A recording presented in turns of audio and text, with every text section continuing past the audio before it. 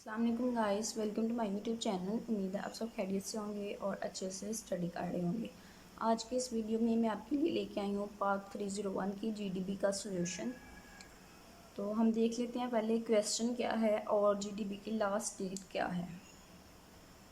सबसे पहले तो जीडीपी का जो आंसर है वो आपने एमडीवी में या ईमेल के थ्रू आपने सेंड नहीं करना, ठीक है, सबमिट नहीं करना। सेकंड बात यहाँ पे क्या बताई गई है कि लास्ट ईयर जो है वो क्या है, अगस्त 10 को स्टार्ट हो रही है।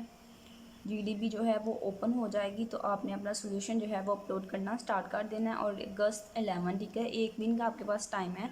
आपने उसमें अपना सोल्यूशन जो है वो अपने एलएमएस पे अपलोड कर देना है। उसके बाद क्या टॉपिक है जीडीपी का, how the political instability leads toward economic crisis in a country, ठीक है। तो जो पॉलिटिकल इंस्टेबिलिटी है वो कंट्री में इकोनॉमिक क्राइसिस को कैसे लीड करती है वो हमने बताना है। और डिस्कस करना है पाकिस्तान के रीसेंट सिनेरियो को, ठीक है। तो पाकिस्तान में जो अभी सूरत हाल है उस सिनेरियो को देखते हुए हमने ये बताना है कि पॉलिटिकल इंस्टेबिलिटी जो है वो कंट्री में इकोनॉमिक क्राइसिस को कैसे लीड कर रही है। उसके बाद एक और बात यहाँ पे बताई गई है कि आपका जो रिप्लाई है, जो आपका आंसर है वो 100 से 120 वर्ड्स के दरमियान होना चाहिए, इससे ज़्यादा नहीं होना चाहिए। उसके बाद कुछ इंस्ट्रक्शंस हैं वो देख लेते हैं कि क्या हैं। जो इम्पोर्टेंट इंस्ट्रक्शन है वो यही है कि आपने ईमेल के थ्रू नहीं सेंड करनी और डोंट सेंड योर, ठीक है। तो अपना 2 दफ़ा सोल्यूशन जो है वो नहीं लिखना, एक ही दफ़ा लिखना है। बस यही था इसमें। हम देख लेते हैं सोल्यूशन में हमारे पास मैंने आपके लिए यहाँ पे राइट किया है। मैं आपको समझा देती हूँ किस तरह से मैंने ये राइट किया है।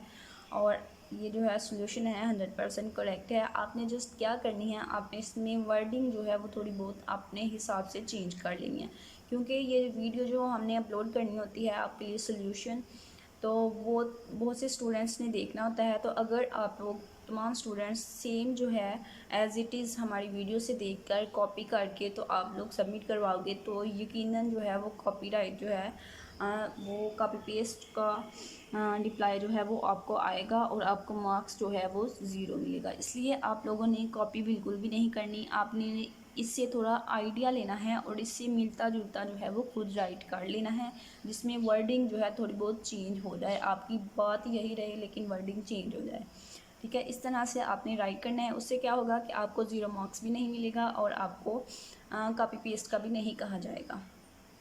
अब मैं आपको समझा देती हूँ कि मैंने किस तरह से ये राइट की है आपके लिए।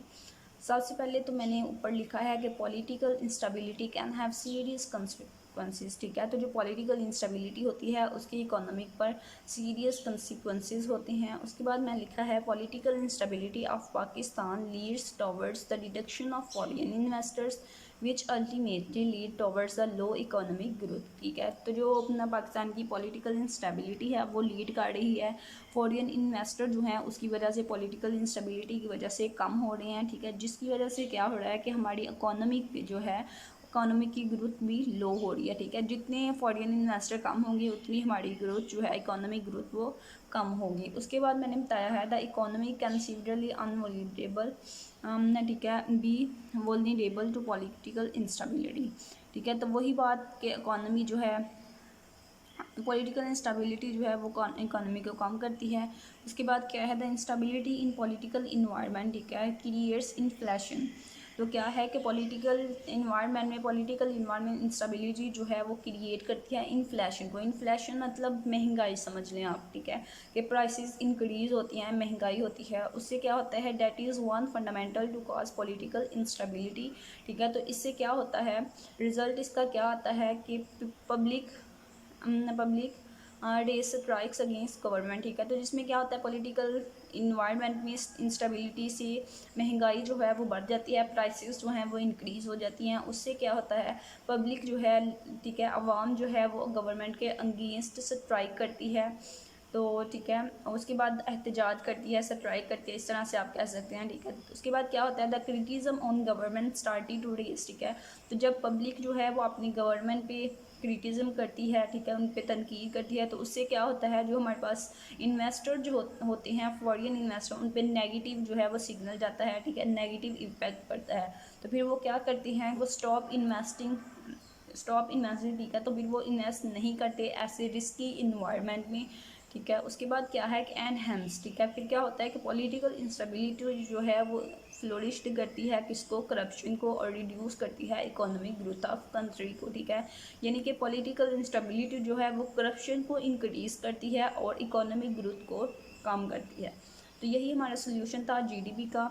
तो बहुत मेहनत करके मैंने आपके लिए ये राइट किया है, तमाम स्टूडेंट्स ने। इसको सेम एज इट इज़ नहीं लिखना, थोड़ी बहुत वर्डिंग चेंज कर लेनी है ताकि आप लोग जो है वो कॉपी पेस्ट से बच सकें और आपको 0 मार्क्स नहीं मिले। मज़ीद चैनल को सब्सक्राइब करें, चैनल के साथ अटैच हो जाएं ताकि आपको मज़ीद सोल्यूशंस मैं प्रोवाइड करती रहूँ।